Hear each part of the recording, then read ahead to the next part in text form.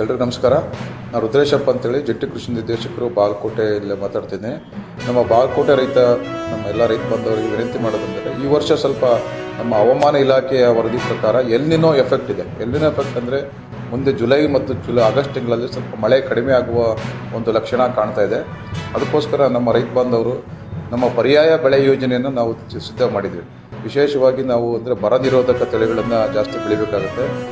ಈಗ ನಮ್ಮ ಜೋಳ ಇರ್ಬೋದು, ಹೆಸರು, ಉದ್ದು, ಈ ಥರ ಅಂದರೆ ಶಾರ್ಟ್ ಡ್ಯೂರೇಷನ್ ಕ್ರಾಪ್ಸ್ ಅಂದರೆ ಬೇಗ ಬರುವ ಬೆಳೆಗಳನ್ನು, ಮತ್ತು ನಮ್ಮ ಈ ಸಿರಿಧಾನ್ಯಗಳಿಗೆ ಹೆಚ್ಚು ಒತ್ತು ಕೊಡಬೇಕಾಗುತ್ತೆ. ಅಂದರೆ ಅದು ಬರ ನಿರೋಧಕ ತಳಿಗಳು ಆಗ್ತವೆ ಮತ್ತು ಬೆಳೆಗಳು ಆಗ್ತವೆ. ನಮ್ಮ ರೈತ ಬಾಂಧವರು ಏಕ ಬೆಳೆಗಳನ್ನು ಬೆಳೆದೆ ಮಿಶ್ರ ಬೆಳೆಗಳನ್ನು ಬೆಳಿಬೇಕು. ಮತ್ತು ಬದುಗಳಿಗೆ ನಮ್ಮ ತೊಗರಿ, ಹೆಸರು ಈ ಥರ ಬೆಳೆ ಅಂದರೆ ಬೇಳೆಕಾಳು ಬೆಳೆಗಳನ್ನು, ಎಣ್ಣೆಕಾಳು ಬೆಳೆಗಳನ್ನು ಮತ್ತು ಏಕದಳ ಬೆಳೆಗಳನ್ನು ಬೆಳೆದ್ರೆ ಒಂದು ಬೆಳೆ ಲಾಸ್ ಆದರೂ ಸಹ ಮತ್ತೊಂದು ಬೆಳೆ ಬರಲಿಕ್ಕೆ ಅನುಕೂಲ ಆಗ್ತದೆ. ಅದಕ್ಕೆ ನಮ್ಮ ಎಲ್ಲ ರೈತ ಬಾಂಧವರು ಈ ವರ್ಷ ನಾವು ಏನು ನಮ್ಮ ಎಲ್ನಿನೋ ಎಫೆಕ್ಟ್ ಅಂತ ನಮ್ಮ ಹವಾಮಾನ ಇಲಾಖೆ ವರದಿ ಇದೆ, ಅದಕ್ಕೆ ಪರ್ಯಾಯ ಬೆಳೆಗಳಿಗೆ ಸಿದ್ಧರಾಗಬೇಕು. ಮತ್ತು ಒಂದಕ್ಕಿಂತ ಹೆಚ್ಚು ಬೆಳೆಗಳನ್ನು ಬೆಳೆದ್ರೆ ಅದು ರೈತ ಬಾಂಧವರಿಗೆ ಮುಂದೆ ಅನುಕೂಲ ಆಗ್ತದೆ. ಈ ಎಳ್ಳು ಇರ್ಬೋದು, ಈ ಥರ ಬೆಳೆಗಳನ್ನು ಬೆಳಿಬೇಕು.